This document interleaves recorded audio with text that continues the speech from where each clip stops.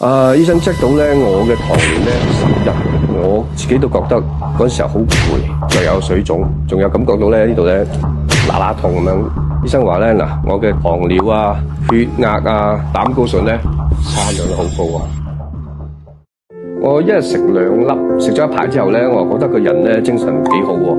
咁啊手腳咧嘅麻痹咧有改善，我再翻去醫生度 check 下。咁三高咧，醫生話有降低啲喎。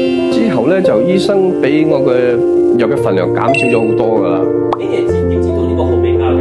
係啊，我老婆睇 Facebook， 咁我話覺得呢個學味家幫到我，佢係天然噶嘛，深海魚油嚟噶嘛，我都有上網 check 下噶。我睇到咁多人食，喂，又大公司嘅產品有保障啊嘛，仲話可以減低呢個膽固醇噶，可以改善血脂啊，有維持到我哋心血管嘅健康，跟住咧仲有咧冠心病嘅風險都可以減低喎。